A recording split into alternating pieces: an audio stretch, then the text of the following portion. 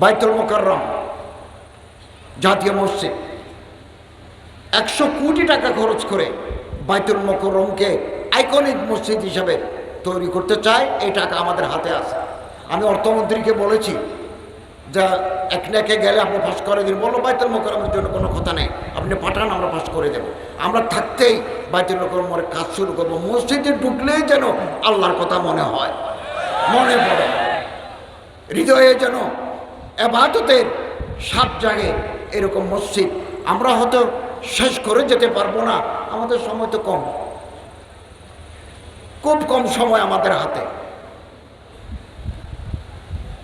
এই অল্প সময়ের ভিতরে আমরা কিছু কাজ করে যেতে চাচ্ছি। এবং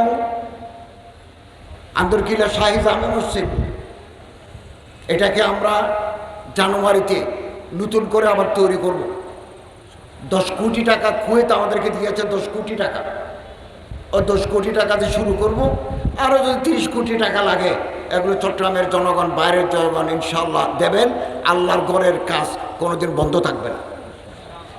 একেবারে মদিনার মসজিদের আদলে তৈরি করতে চাই, ডিজাইন করতে চাই মদিনার মসজিদের আদলে। আজকে যখন নামাজ পড়ছি ওখানে আরেকটা কাজ শুরু করেছি, ইমাম মুয়াজ্জিনদের বেতন কাঠামো তৈরি করতে যাচ্ছি। বিশ্ববিদ্যালয়ের একজন professor, associate professor, assistant professor যে স্কেলে বেতন পায়, ওই মসজিদের খতিব, ইমাম, মুয়াজ্জিন, খাদেম ওই স্কেলে বেতন পাবেন।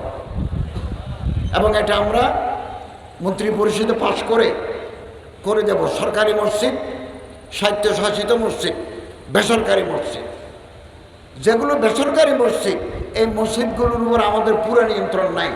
তারপরও উপজেলা ইউএনও, জেলাতে ডিসি, আমরা ওনাদেরকে অর্ডার দেব যে মসজিদের আয় ভালো, ওই মসজিদের ইমামকে যেন ভালো বেতন দেওয়া হয়, ওনার বিবি বাচ্চা হলে থাকার জন্য ব্যবস্থা করা হয়, 2 ঈদে যেন 2টা বোনাস দেওয়া হয়।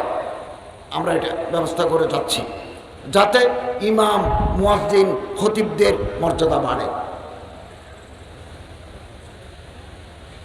মানুষ আমেরিকায় বাড়ি, দোয়া করার জন্য হুজুরকে দেয় 50 টাকা, মনে করে যে হুজুর তো 50, আমার দিছে 50 টাকা, মনে করে যে হুজুর তো 50 টাকা। এই মানসিকতা বদলাতে হবে।